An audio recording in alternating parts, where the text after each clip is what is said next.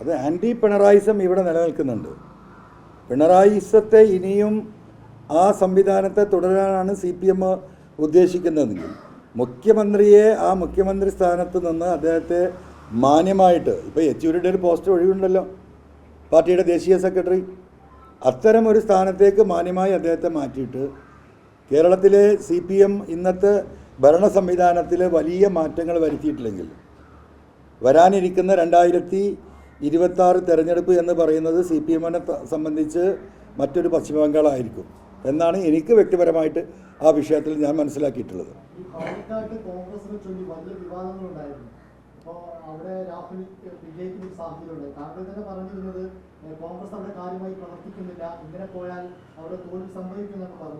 അത് പറഞ്ഞിരുന്നത് വാസ്തവമാണ്. അതിനുശേഷം കോൺഗ്രസ് നേതാക്കന്മാരായിട്ട് സംസാരിച്ചല്ലോ. അതിനുശേഷം അവർ തമ്മിലുള്ള അഭിപ്രായ വ്യത്യാസങ്ങൾ പലതും പറഞ്ഞു തീർത്തു. വളരെ ശുഷ്കാന്തിയോട് കൂടിയിട്ട് കഴിഞ്ഞ ഒരാഴ്ചയാണല്ലോ കോൺഗ്രസ് അതിശക്തമായി പ്രവർത്തിച്ചത്. അതിൻ്റെ കൂടെ റിസൾട്ടാണ് ഇപ്പോൾ ഉള്ളത്. നമ്മൾ വസ്തുതകളാണ് ചൂണ്ടിക്കാണിച്ചു കൊടുത്തത്. നമ്മൾ വെറുതെ പറയല്ലേ ഏത് പഞ്ചായത്തിലാണ് പ്രശ്നം, എവിടെയാണ് കോൺഗ്രസിൻ്റെ ഇൻറ്റേർണൽ പ്രോബ്ലംസ് എന്നുള്ളത് നമ്മളുടെ അറിവുകൾ നമ്മൾ നേതാക്കന്മാരുമായിട്ട് കൺവേ ചെയ്തിരുന്നു.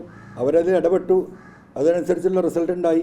പിന്നെ പാലക്കാടിനെ സംബന്ധിച്ച് നമുക്കറിയാം കേരളത്തിലെ പൊതുസമൂഹം എടുത്ത നിലപാട് ആൻറ്റി ഫാസിസമാണ്, ആൻറ്റി RSS ആണ്, ആൻറ്റി വർഗീയതയാണ്. അതുകൊണ്ട് തന്നെയാണ് വേറെ ഒരു കാര്യം ആലോചിക്കാതെ അവിടെ ആ രീതിയിൽ വോട്ടുകൾ വന്നത്. അവസാനമായിട്ട് ക്രിസ്ത്യൻ വോട്ടുകൾ ഒരുമിച്ച് കോൺഗ്രസിലേക്ക് BJP-യിലേക്ക് പോകുന്നു എന്ന വാർത്തകളൊക്കെ ഉണ്ടായിരുന്നല്ലോ. അതൊന്നും ഒരു അടിസ്ഥാനപരമായിരുന്നില്ല എന്ന് ഇപ്പോൾ പാലക്കാട് തെരഞ്ഞെടുപ്പ് തെളിയിച്ചിരിക്കുകയല്ലേ. DMK പ്രവർത്തകർ അവസാന ഘട്ടത്തിൽ വളരെ സജീവമായിട്ട് മിൻഹാജ് അടക്കം നിങ്ങൾക്കറിയാം പല ബൂത്തുകളിലും ഭക്ഷണം വരെ എത്തിച്ചു കൊടുത്തത് DMK-യുടെ പ്രവർത്തകർ നമ്മുടെ സ്ഥാനാർത്ഥിയായിരുന്ന മിൻഹാജിൻ്റെ നേതൃത്വത്തിൽ. നിങ്ങൾ പലരും അത് റിപ്പോർട്ട് ചെയ്താണല്ലോ.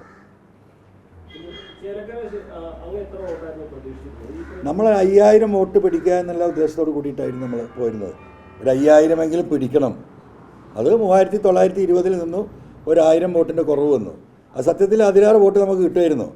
എന്ത് സംഭവിച്ചു കഴിഞ്ഞാൽ പാലക്കാട് തിരഞ്ഞെടുപ്പ് ഒരാഴ്ച നീണ്ടപ്പോൾ പാലക്കാട് ഉണ്ടായിരുന്ന മുഴുവൻ നേതാക്കളും UDF-ൻ്റെയും LDF-ൻ്റെയും നേതാക്കൾ, പ്രത്യേകിച്ച് LDF-ൻ്റെ നേതാക്കന്മാർ ഒരാഴ്ചയിലധികം ഈ പറയുന്ന ചേലക്കരയിൽ വന്നിട്ട് ഞങ്ങളെ ഡിഫെൻഡ് ചെയ്യാനാണ് നോക്കിയത്.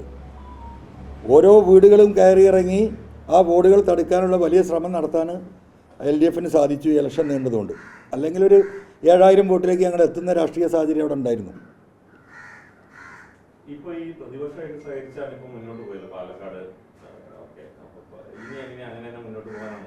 അല്ല, നമ്മുടെ രാഷ്ട്രീയം പറഞ്ഞുകൊണ്ട് ഈ പറഞ്ഞല്ലോ, ഞങ്ങൾ ഉയർത്തിയ ആൻറ്റി പിണറായിസം, ആൻറ്റി ഫാസിസം, ഈ 2-3-4 വിഷയങ്ങൾ ഉയർത്തിക്കൊണ്ട് നമ്മൾ സംഘടനാ സംവിധാനം ശക്തിപ്പെടുത്തി മുന്നോട്ട് പോകും പഞ്ചായത്ത് തിരഞ്ഞെടുപ്പ് വരെ.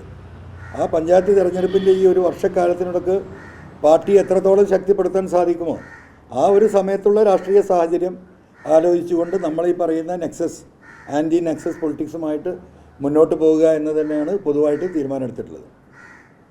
114 ജില്ലയിലും വളരെ സജീവമായിട്ടുണ്ടാവും.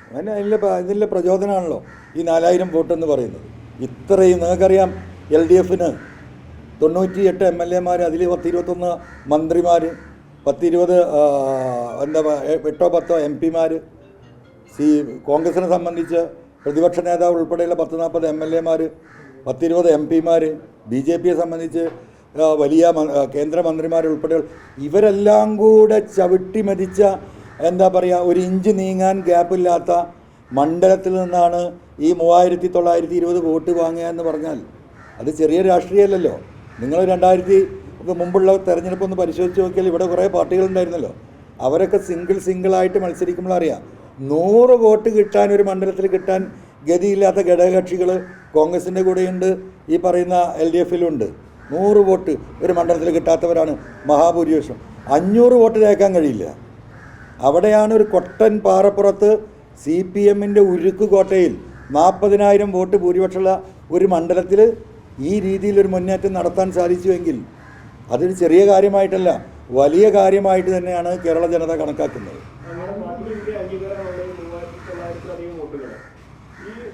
സ്വാധീനം അത് പിണറായിക്കെതിരെയുള്ള പോരാട്ടമാണെന്ന് പറയുമ്പോൾ UDF-മായി സഹകരിച്ച് അല്ല, സാധ്യതയെക്കുറിച്ച് നമ്മളിപ്പോൾ എന്താ അറിയോ, നാളെ വരാൻ പോകുന്ന ഒരു അലയൻസിനനുസരിച്ച് നമ്മളെ രാഷ്ട്രീയം ചാഞ്ഞും ചെരിഞ്ഞും പറയാനൊന്നും നമ്മൾ ഉദ്ദേശിക്കുന്നില്ല. നമ്മൾ പറഞ്ഞുകൊണ്ടിരിക്കുന്ന ഈ രാഷ്ട്രീയം അതിശക്തമായിട്ട് പറയുക തന്നെയാണ്. ഇനി ഞങ്ങൾ ഇടപെടാൻ പോകുന്നത് ഇവിടുത്തെ ജപ്തി നടപടികളുമായി ബന്ധപ്പെട്ട് സർഫാസി നിയമത്തിൻ്റെ ദുരുപയോഗം, മനുഷ്യരെ കൊള്ളയടിക്കുകയാണ് ഇവിടുത്തെ സഹകരണ ബാങ്കുകളും നാഷണലൈസ് ബാങ്കുകളും. ലക്ഷക്കണക്കിന് ആളുകൾ ആത്മഹത്യയുടെ പിന്നിലാണ്. ആ ഒരു സാഹചര്യം കേരളത്തിലെ ജനങ്ങളെ കൂട്ടി ഞങ്ങൾ എതിർക്കപ്പെടും.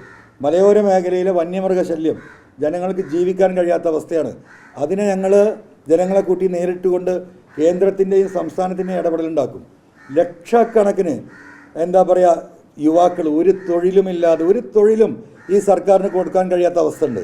തൊഴിലില്ലായ്മ ഇവിടുത്തെ ഏറ്റവും വലിയ വിഷയമാണ്. അത് ഏറ്റെടുക്കുന്നുണ്ട് ഞങ്ങൾ. ജാതി സംവരണം ഞങ്ങളുടെ നയരേഖയിൽ തന്നെ പറഞ്ഞതാണ്. ജാതി സംവരണം അട്ടിമറിച്ചാണ് ഇവിടെ എല്ലാ ഗവൺമെൻറ്റുകളും മുന്നോട്ട് പോകുന്നത്.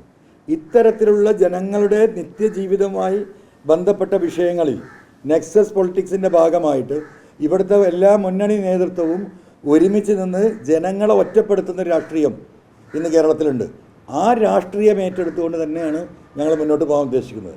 അതിന് വലിയ പിൻബലം കേരളത്തിലെ പൊതുസമൂഹത്തിൽ നിന്നുണ്ടാകും എന്നാണ് ഞങ്ങൾ കരുതുന്നത്. ആരുമായി സഖ്യത്തിൽ